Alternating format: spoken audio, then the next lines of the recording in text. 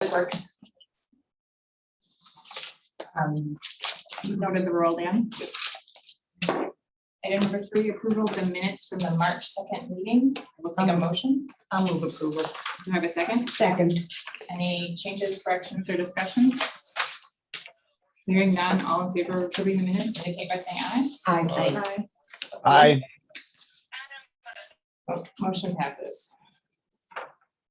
We have 2 appearances tonight. I'm going to leave the one for Bridge Road for the, when we have the actual item. So, Mr. Marks, if you'd like to, your statement, if you want to just come to the podium, that's fine. Or can I sit right here? You sure can. We're pretty informal. All right, all right. My name is Matt Marks. I live on Mesa Road, 5205 Mesa Road. It's the hill portion of Mesa. And we had last summer, we had a chip seal project done on our street to help extend the life of the street. And I know that keeping our streets together is a tough job with this winter, these winters and stuff that we have. But the job that was done on Mesa Road, and I see it in other streets around there, around the area, particularly the hills, seems like it was substandard to what I would think would be a good job of chip sealing. Years ago, we've had it over the years, and we've been here now 50 years, I guess, in town. But we've had a couple of chip seals done on our street, and they came with the tar and came with the gravel and put it down and rolled it down and swept it up later, and you ended up with a reasonably smooth street. This stuff that was done is continually losing material. I have, from in front of my house, I've picked up, I think, probably 2 5-gallon buckets of this chip stuff that was put on there. And it seems to me like the materials or something in the way they put it on didn't work the way it should have. It may have been the layer of tar that they put down that wasn't thick enough, or wasn't physically thick enough, or the viscosity wasn't high enough, or they did it too fast or something. But it continually, this loose stuff is continually coming off, and just even normal traffic loosens it up and moves it. And then the snowplow comes along and scrapes up more of it, and our curb was full of loose granite chips all winter long. You carry that stuff into your driveway on your tires, you carry it into your house on your feet, and it's been a real mess. And I don't know if there's some performance standard that the contractor didn't meet, or if the right specs weren't specified or something, but it just seems like a substandard. Yeah, I would almost go to say shoddy job, but I'll call it substandard. And if there's an explanation for it, or if anybody wants to come out and look at it, and I can show them exactly what I'm talking about. But at the bottoms of those hills of Baskerville and Mesa Road and Matthews, the rain washes down there, and at the base of the hill, there's a continual layer of loose gravel. It's like driving on a gravel road instead of a solid road. And I'm just wondering if there's maybe you guys have looked at it already. I don't know, or maybe if anybody else has commented on it, but I think it needs to be looked at. I know you got a couple of jobs, or a bunch of that stuff coming up this year, and there's got to be ASTM standards that the asphalt has to meet, and stuff like that either the contractor skimped on or we didn't catch it. But we're paying good money for this stuff, and I think we should get a good job done in the end. And the result should be a pretty smooth street, free of loose gravel. So anybody has any questions? Like I said, if anybody wants to come out and look at it, I'll be glad to come out and show you. So the material that's breaking away, it's ending up on Winnequa? It's Or is ending it up, along the whole hill? it's on the whole hill, when a car drives by, it goes flying, and you can hear it, flying up under your fenders and the But it's on snowblower Winnequa scrapes as it well. loose, and then the rain pushes it down the hill and into your curb. And like I said, I picked up 2 5-gallon buckets full of it from in front of my house already this year since they put it down. And it never, ever got solid.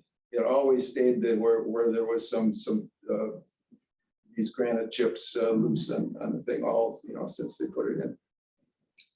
Dan, was that done the same time as Winnequa Road over there? Yeah, it was done about the same time. Winnequa Road is a little better. Maybe because it's a flat street, but it still looks like the layer of tar probably was too thin or something. Because, well, actually, after, now that I think about it, after they put it down, you could still see the places where they put the crack filler in between. You could see the black lines. Instead of having them covered with tar and the gravel, you could still see the black lines through the surface there. And this was done last summer, right? August, maybe August. September. It was done last summer. No, last summer. Late that summer, yeah. And something, I forget exactly, but Well, the best I can tell you, this is not on the agenda, so we can't discuss it, but Okay. we are within the warranty period. okay, We have to do the coming out of winter review. okay, So there are other areas that we have to address as well, but if this is deficient, we'll bring it up with Scott Construction, who was the contractor. yeah. I've seen other places where it was done. They did it on Northport Drive. And out in Wanakee, I go out to Wanakee, my mom is in an assisted living place out there. There's a Peaceful Valley Road. They did it on there. That was a newer road though. But that stuff is solid and smooth and no loose gravel on it at all. And I think you probably wore down your snowplow blades like crazy this winter, trying to plow that stuff. I mean, that's typical, but Yeah. like I said, this is not on the agenda, so we can't Okay. have dialogue, Okay, but we will check it out and we'll, we have the warranty discussion coming up with our contractor, so Okay. that's the best I can tell you at this time. all right. Thank you. Can we put that on as an agenda item? Follow up. It will probably be on the agenda next month because we have a bid opening coming up on the next chip seal project. Yeah. Will we get a report on this before we do the chip seal approval? Well, we have until 1 year from the date of application for the warranty. Mhm. And Scott Construction, along with Farner, they're the two leaders of the industry for chip sealing. So it is industry specification. Okay. So everything is followed per industry standards. So if there's an issue, it's a warranty item. But again, will we get a report on this before we vote on the next chip sealing? No, the next chip sealing is already out for bid. Okay, The bid award will be at the May meeting. Okay. I believe the 1 year warranty is either July or August. I don't recall when the program was done last summer. gotcha. So Do we know what the material was, what the chip was? With all due respect. Yeah. We're going, Well, I thought that we can't discuss with Mr. Marks. no, we can't discuss it period because it's not on the agenda. Yeah. Okay,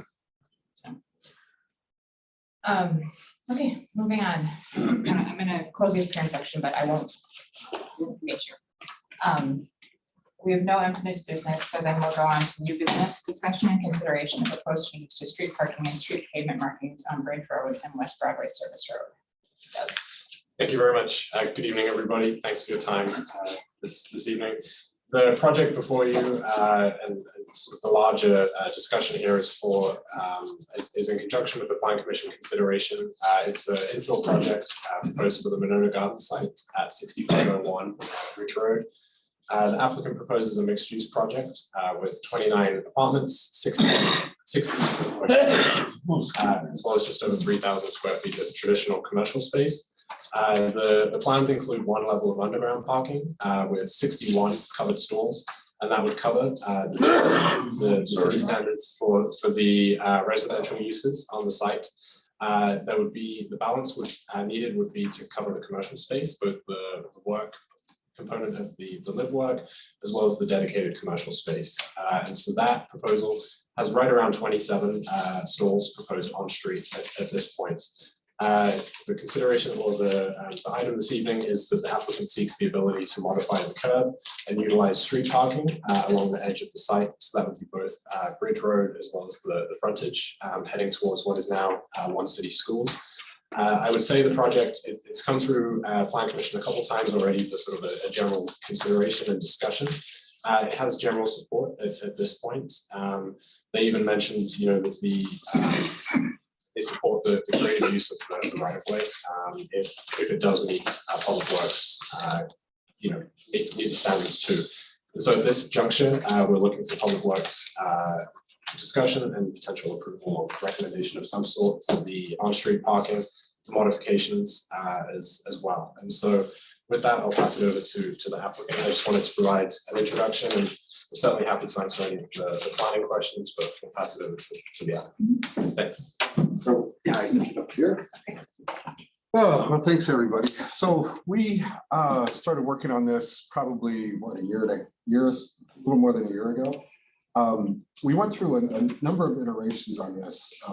Now, the current owners have really been instrumental in pushing us and themselves to really provide a unique and interesting project. You know, what the discussion was at the very beginning was they don't want to bank with a drive-through. So we started looking at this as, is there a way to make this project something that's very permeable, that is pedestrian bike oriented, that can sort of set a precedent for this gateway back into One City Schools and WPS on a pretty prominent corner. You know, we definitely did not want to have a sea of surface parking. We had a really nice opportunity to utilize a lot of the site for underground parking, but then also keep a lot of that site green and open. As we started going through our iterations, you know, the first thing that jumped out was these just, you know, huge rights of way on west of the frontage road and also on Bridge Road. As we started thinking through how people are going to be using this, what parking do we need, what is going to benefit the residents and the users, we thought, well, if we take Bridge Road, we'll put some shorter term parking, deliveries, drop-offs, pick up and drop off for Uber or whatever sort of potential ride sharing on Bridge Road, and then have West Broadway frontage road be utilized more for short-term visitor parking for the commercial space, and as Douglas said, the work portion of the live work. All of the residents will be parked underground on site, so there wouldn't be any overnight parking on the street. We did feel that there were just a couple interventions that needed to happen on the site based on discussions that we've had over the past few months. One is extending some bulbs out to protect. Actually, Doug, can you go to the one that has the? Yeah, right there. Yep. So on the intersection of Broadway and Bridge Road, we would extend out the curb and gutter there to protect the pickup and drop off areas. And then we're modifying the intersection down at the West Broadway frontage, which is kind of an unusual one right now. And we think that in our discussions with the engineering consultant staff, that this actually creates a much better flow for the traffic going to the west towards One City Schools, and also provides additional visibility for the underground parking ingress and ingress, which is on the lowest part of the site there. So that that happens on grade, so we're not concerned about having any visibility issues coming out of a hole in the ground, because that will be on grade. So we're pretty comfortable with that. And then the other thing that we really wanted to complement with One City Schools is getting people back there if they're not in a car. And we're also proposing a 10-foot multi-use trail that goes completely around the site and then can connect back somewhere down there. We'll provide it to the bulb or the cul-de-sac down there.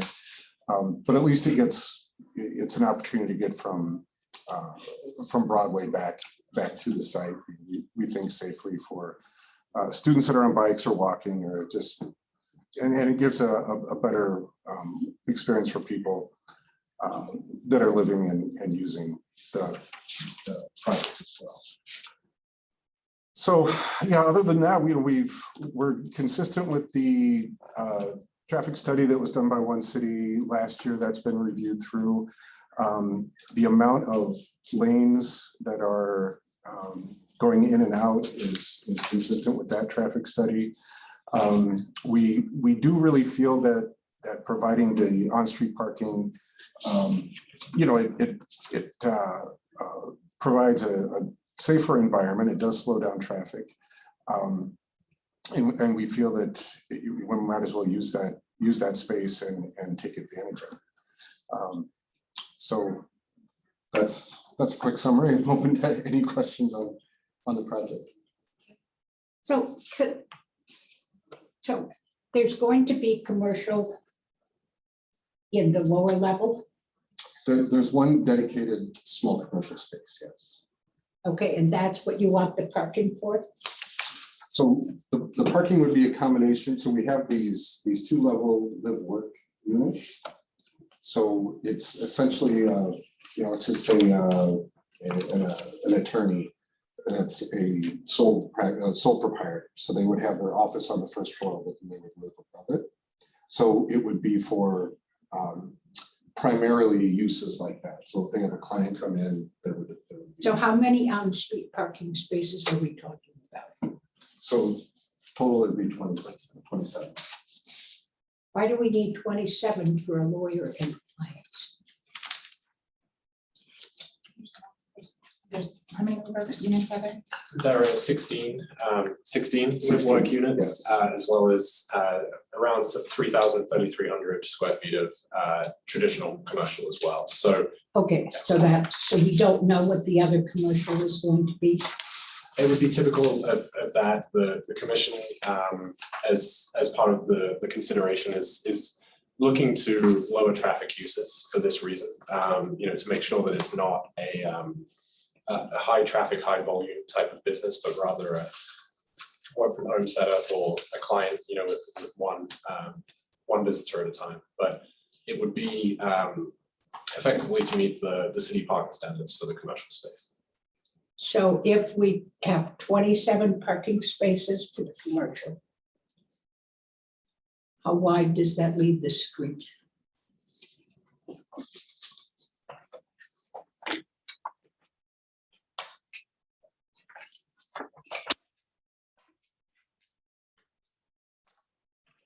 So on West Broadway, we would have 2 11-foot drive lanes on West Broadway, and then 2 9-foot for parallel.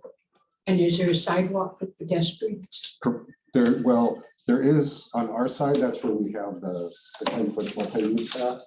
On the WPS or the One City Schools side, currently there's no sidewalk there. There's a terrace, but there's no sidewalk. Can bicycles go where? They would go on the multi-use path that would be provided on our site. And staff is comfortable with? We had Josh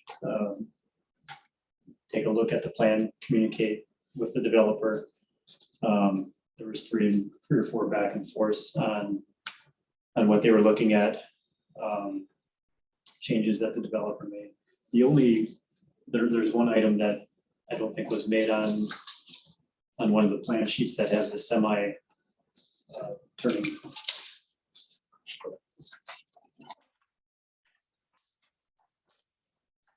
This last stall should be taken off. That one right there, but everything else was reviewed, ran through the models that Strand had, and I think, I'm not sure if your doctor had a look at it on behalf of the city yet. They have not yet. But as far as the drive lanes on the West Broadway, I think the sheet towards the end of the pack shows it as two 11-foot drive lanes, 9-foot, 4-inch parallel park. The multi-use path that was discussed, if you look on the sheet that has the semi-truck radius on it, the shaded gray would be the multi-use path that they have included on the property and the terrace. So that all seemed acceptable to staff. If this committee approves it, planning commission approves it, and city council, they'll come back here for the regulatory parking spaces, because we have to approve that separately after the plan is approved. So the no parking limits and the authorized parking, even though it'll be approved in this plan tonight, if you decide to approve it at the plan commission and at city council, because these are regulatory spaces, they have to go through the process again. Are they 1 hour, 2 hour, 24? They're gonna be unlimited at this time. Okay, So, this is my one concern. I go down to the Triangle development where the current is. And it can be 2 o'clock in the morning and that front parking lot is filled with cars, and it has to be tenants. It can't be other people. And my concern is, if you have unlimited parking there, it's awfully tempting for tenants. And it then makes it challenging for businesses who want to do stuff. It's just easy to park in front, or if you have more people, or if you don't have enough. I don't know why they don't park down below at the current, but they don't. in the parking garage. Yeah, and so that makes me uncomfortable about this apartment building and other apartment buildings, because they don't use the parking lots. They park on the street if it's convenient, because you're gonna run in. And I don't know how you can, I don't know what we can do about that, but I think what I've learned is that the tenants use the street parking as well as the businesses, and make it more challenging. That's my one concern. I mean, when this comes back to this body, we could do like a 2-hour parking so that it's not tenants that are parking there all day long. Because can we assume that if the employees of the businesses, would they be parking there? I mean, I'm the wrong person to ask. Well, is there other parking for the employees of the businesses? So I think, if I can jump in, I think one of the unique things with this project is the live work units are almost in some ways double counting parking, because let's say a lawyer lives above in the live component, goes downstairs to the work, we're still counting that commercial space for parking.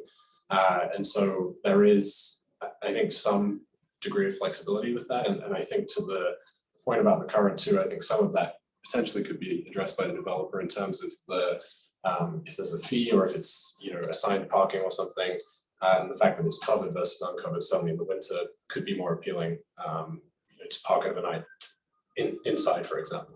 But there has been some discussion, and this is very close. It may be a couple of units or a couple of stalls difference, but for the most part, this is complying with the code for parking. Allocating, you know, whether it's a 1-bed or a 2-bed live unit, counting that, and then the space beneath it as well as commercial. We talked about, we've seen this project at CEA several times, and the thing that we had talked about in terms of the live work was not just like an attorney, but this could be a good artist space. So the artist lives above, but then they have a studio downstairs, so they wouldn't have traffic coming and going throughout the day. Maybe. you know, but so that's another option for the live work. So it's not just your traditional, you know, something that would require visitors. And definitely the interest that we're getting in the live work have been sole proprietors that have been appointment based. We're doing another project in Madison that is the same concept. And so we're seeing an attorney, real estate agent, accountant, you know, these insurance person, these are all people that are sole proprietors that really want to have that opportunity to own their space and their office and be efficient in the way that they work and build equity as well. So it's been really interesting going through the last, well, you know, post-COVID, or starting in COVID is when we really started to see, you know, people wanting to work from home. And this is just sort of an extension of that idea. Now, the live work idea is, you know, hundreds of years old, but just it hasn't, people just haven't provided that product. So.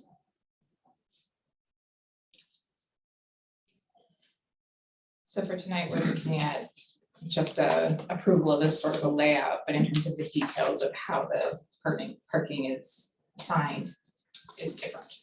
Will be a different meeting. Right, so the committee is being asked to consider on-street parking, the widths of the travel lanes that are proposed, the entry point and exit coming out of the new structure. And I think the multi-use path that is that out of the right of way or in the right of way? That's out of the right. Okay, right of way. So that's not part of your consideration. On-street parking and the travel lanes.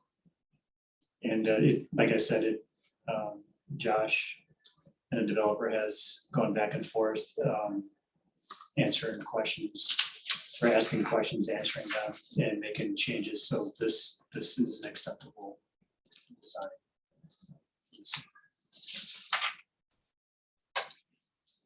I would move approval. I'd second that. A motion and a second, any further discussion? Hearing none, all in favor of approving the plan as presented this evening, by saying aye. Aye. Aye. Motion passes. Any other comments?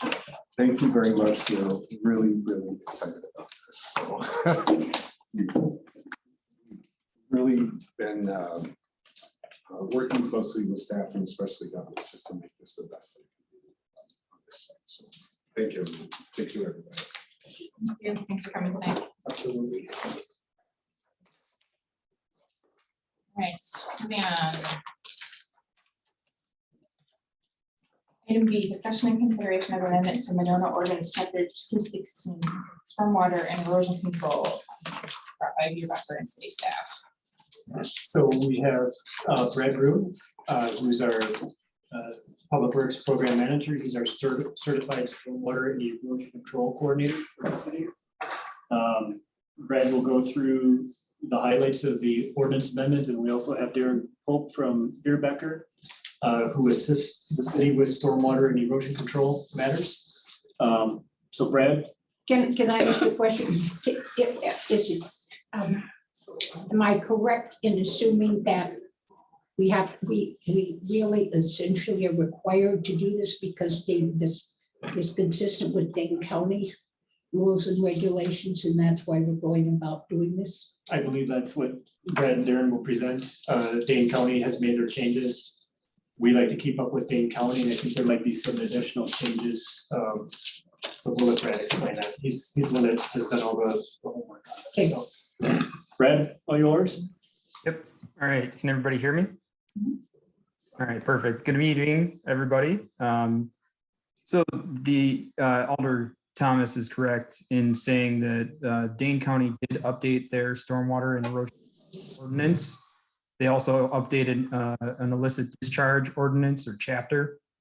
And the city of Monona is required at least the requirements of Dane County's ordinance. So our ordinance has to, at the minimum, mirror the county's ordinance, and which also obviously then has to meet the DNR's requirements as well. So that was the purpose behind going through this update.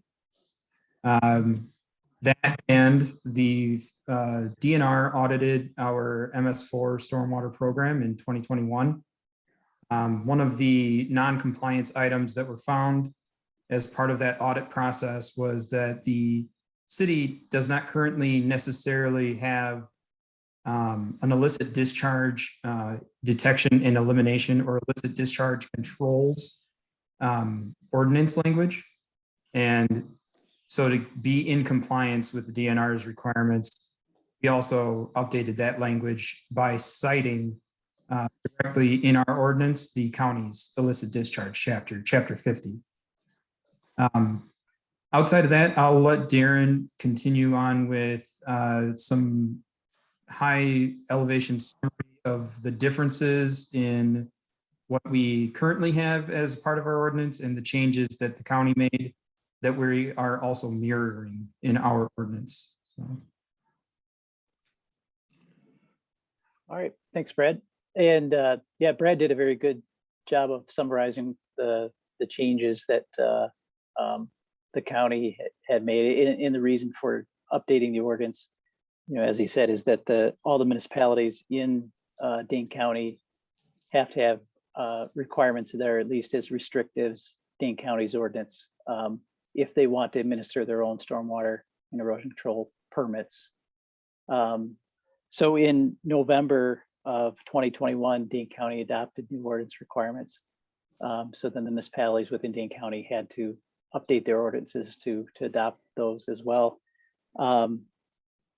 There were three main things that changed, more significant things that changed. There are some housekeeping things done too to clean up things, but the main things were that for new development sites, which Monona doesn't have a whole lot of because you're landlocked, most of your sites are redevelopment, but for new development sites, they revised the requirement to maintain the pre-development 100-year runoff rate to the 200-year runoff rate.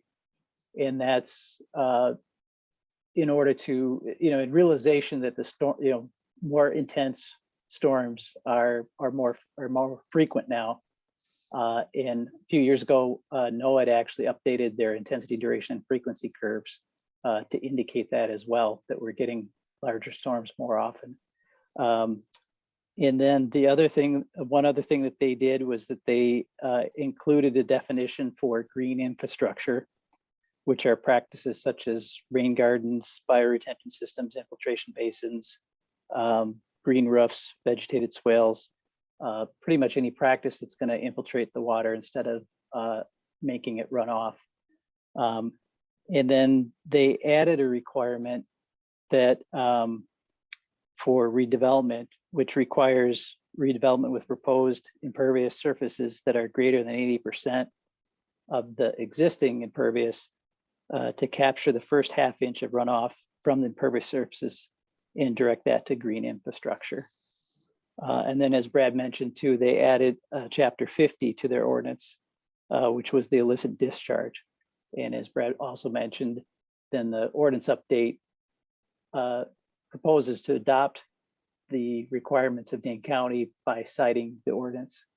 And that way, if they make a change in their illicit discharge ordinance, the city's ordinance will automatically, have to follow that as well. So those are the major or more significant changes that were done in Dane County's ordinance. And then I worked with Brad and we went through the city's ordinance and made the necessary changes and edits to incorporate those changes.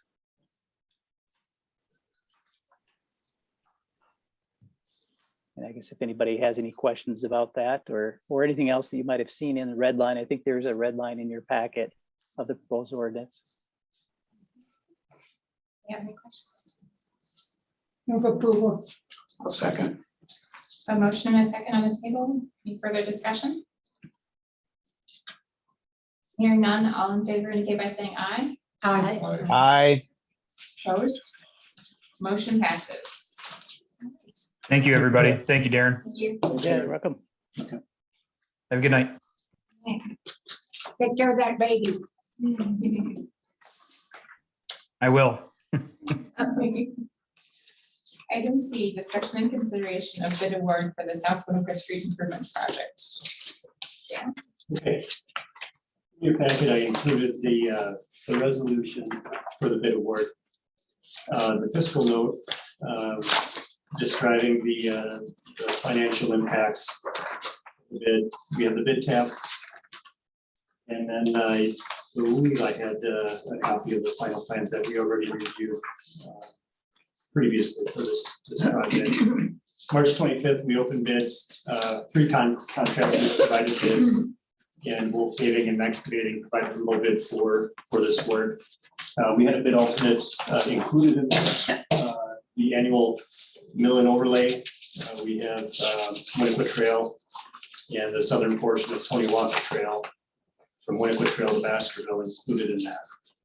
We figured by lumping a completely asphalt project in with another larger asphalt project, we get better pricing because they're already here doing mill and overlay type work. So low bid, Wolf Paving was $891,701.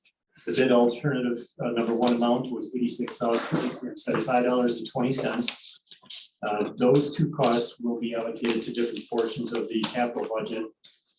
The bid alternate 1 will go to the street maintenance and repair account and not be charged to the South Winnequa line item account.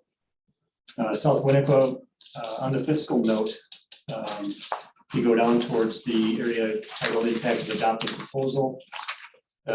We had $1,379,750 budgeted for this. And the bid came in at the $891,000. We have $103,000 set aside for project administration. We raised the contingency up to 15%, coming in at $149,205. Final design was $57,000, and we have $20,000 set aside for archaeological review, which we've started, but the firm is arriving next week to actually do the survey and other testing services. So our project total was $1,220,906. The bids came in under what we had estimated for the project, which was good news for us. You see, we have a capital budget balance of $158,844. And I've recommended that the finance director and city council leaves that money there because we're doing the ARC review right now. And even if the ARC review doesn't show any signs of remains, when we begin excavation of the whole entire stretch, that's new soil that we're going to be disturbing. So if we do run into remains or other historical items that we're going to have to halt the project for those funds, that's where we can use those funds from. So if we don't use them, if they're not needed, then the finance director and city council will shift those funds to future projects.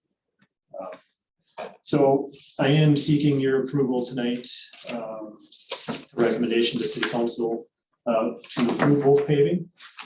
We've done many mill and overlay projects with Wolf Paving in the past. They're one of the 3 major pavers in the area. So they have a good reputation, good history, at least for Winona. So Move approval. Do I have a second? I'll second. Any further questions or discussion? Hearing none, all in favor of approving the bid award for the South Winnequa project, indicate by saying aye. Aye. Opposed? Motion passes. Moving on, item 7, corporate utility and operations report. Right. As I mentioned, the chip seal is out for bid right now. Prior to the May meeting, I'll go out and review those streets, actually all of our streets. I've noticed one other area where we have some not sure if it's delamination or whatnot, but we'll check those out. There are areas where I believe they could have done a better job of street sweeping.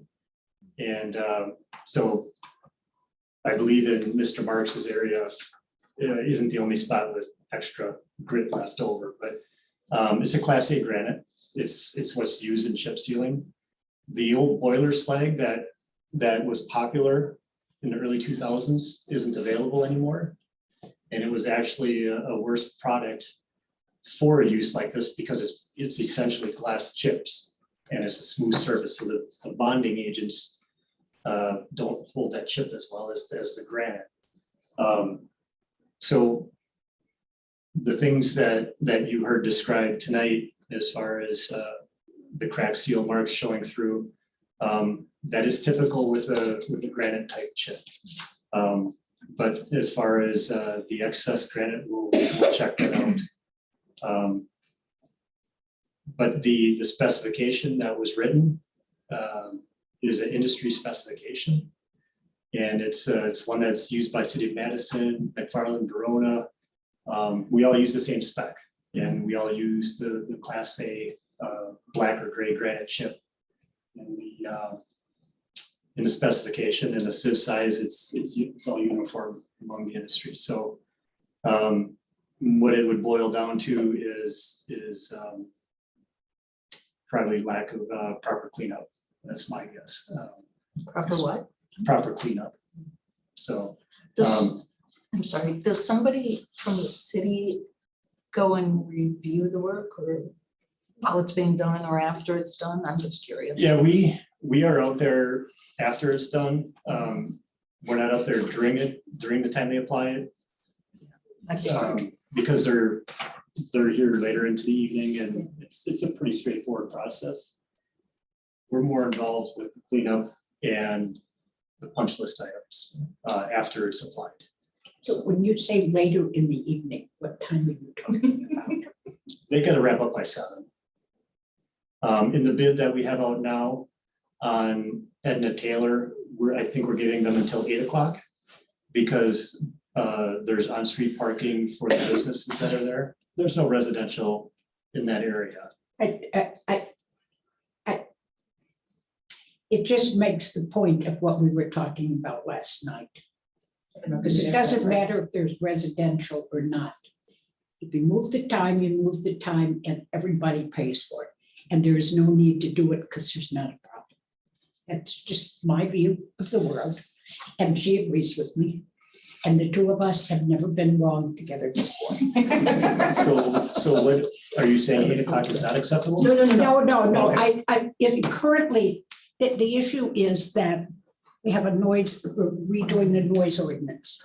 And there is a piece about construction, whether you can do things, our current ordinance says 7 to 9. That includes individuals, businesses, anybody. And whether you want to repair your garage door or if there's a construction company. There was a proposal last night to change that from 7 to 7. We've not had a problem. I don't see the sense of doing it. And I say if we change it, you can't fix your garage, your screen door at 7 And that's when I do it. You Beer in one hand. So I spoke against this last night because I think we haven't had a problem and I think it has the potential to create an impact. And one of the things I talked about was street construction and what apartment building, they said because apartment buildings will have people working till 9 o'clock at night. No developer is going to pay somebody overtime to work till 9 o'clock, in my opinion. So that's why I just wanted to reinforce what I was saying. Right, and for Edna Taylor, we have Broadway Tire, their employees park on the road, and I'm not sure what other businesses there. So we're trying to accommodate their Of daytime course, parking. it's a sensible thing to yeah. do. And then on occasion, I believe the city ordinance does allow the administrator to grant work outside of those times, like on Saturdays. And the city administrator, through my time here, has done that, but they have to justify it and they set different hours, like 8 to 4 or something like that. But that's on a rare occasion, I just think that so, we haven't had a problem. yeah. If it's not broke, why fix it? That's just it works fine the way Yeah. it is. That's just my view of the world. So is that coming back to council then? It's coming back for a vote at the next meeting. So my example would be, we want to work with our businesses to not impact 20 cars and trying to figure out where they should go so we can do a chip seal. That's why we're allowing Well, for them to apply it after 5 o'clock, because it doesn't take that long to apply. You roll it. it is not that troublesome to anyone either. Okay. It's not going to be any babies up past their bedtime. So, and then we will learn mid-April who our next Public Works Committee chair is. Because it won't be Jennifer. It might be Kathy, but I'll go over the agenda items with our next chair with the intent on giving an update prior to the bid award request on the next agenda. The other update on here, Pirate Island Bridge, the contractor is going to get busy once the asphalt plant's open. All that remains out there is landscaping work and the final surface course of asphalt. We're going to be doing some storm main replacement work, a short stub. We televised that we found the whole bottom is deteriorated out, so as long as the contractor's there, we're going to replace a section of storm main that's in the right of way. That will get assigned to our stormwater capital budget. The lighting project, we have punch list items, as Mr. Trino knows. But that for the most part is done. We're getting ready to start picking the areas for the project that we're going to have this year for lighting. Tim, I believe you're satisfied with Visual Sewer's response coming back later this spring to. Yeah, that'll be fine. Did they do did they do the area along the lake? Were they I supposed to believe there do- was a small section behind. That's I was gone during that week, and I Yeah. talked to my neighbor about it, and he said, "Oh, no, Yeah, it's rather dramatic when they're there." yeah, it's a big setup when they're there. Mhm. I believe they did the portion behind along, parallel to the lake. Okay. Can I ask you a question? Absolutely. Nothing to do with this, but I want to fit it in the report. The dredging on Pirate Island. Yep. Are we going to address that this year?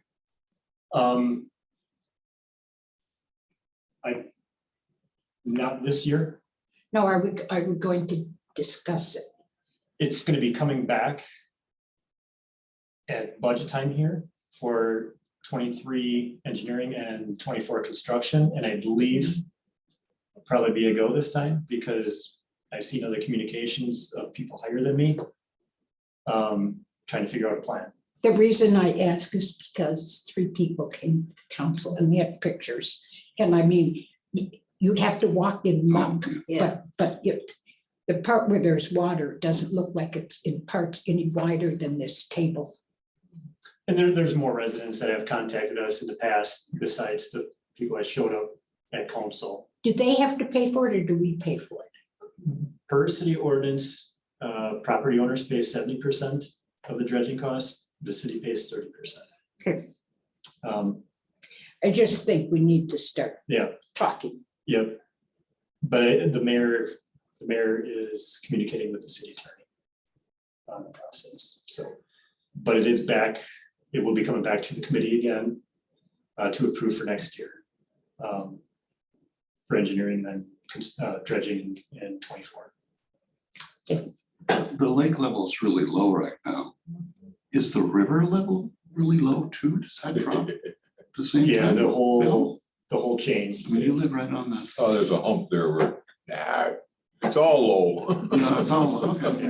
I think, I mean, I'm not sure where it'd be. Yeah, you there's know, kind of a step there and. Yeah. We're gonna have piers out to the middle of the lake. We are.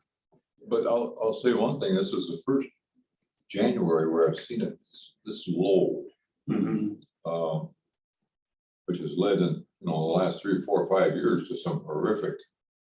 The water's up over my seawall heading for the house in the summer, Well, we haven't had rain. I mean, the rain. but We're it still in started out plenty high, 'cause they never seem to get rid of it. Usually in October, it's like you pull the plug on a bathtub. Mhm. And I could see all these rocks across the river. Well, it finally got to that again this year where I could see all the rocks across the river. Now it's slow coming up, but it sure beats flooding all over Belle Isle and everywhere else. And Yeah. it'll get there. The current out there appears to be like right around Silch. Right. Nothing's moving. Nothing's moving. But yeah, there's action going on, so.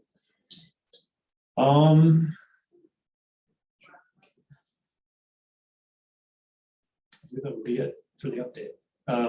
For next month, the only item so far for the agenda is the chip seal award. So it might be another short meeting next month. This is the last couple of- Before we dismiss, I just wanted to say thank you to all of you for your service while I've been on the committee.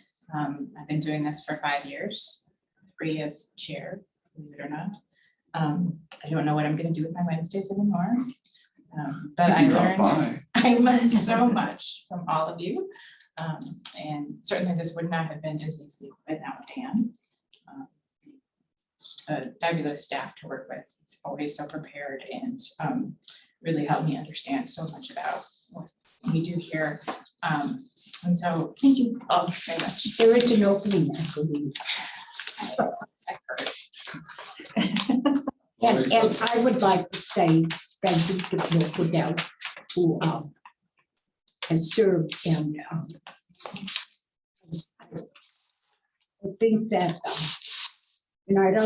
I disagree with Bill and sometimes I agree with him most of the time, but he brings a perspective that I think we need because he questions stuff.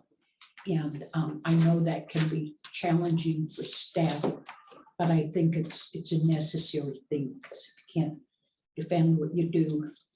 So thank you Thank for you that. all. And Tom Stoper is also done, and thanks to Tom for all he's done. Thank you all for tolerating me. It has not been easy. I want I to know. You know, It could go either way. I bring cookies just so they show up, and Well, happy honeymoon. Well, thank you for that too. We're very happy. well, our next scheduled meeting, your next scheduled meeting is May 4th. The Freudian slip. I will take a motion to adjourn. I'll move. All in favor? We are adjourned. Thank you all very much. Have a lovely evening. Please take a cookie for someone to go. Hey, Dave. Good night, Dave. Do we- Thank you All so right, much. good night. I'll see you in person next month. All Sounds right, great. sounds good. Happy travels. Okay, thank you. Tom's got it, right,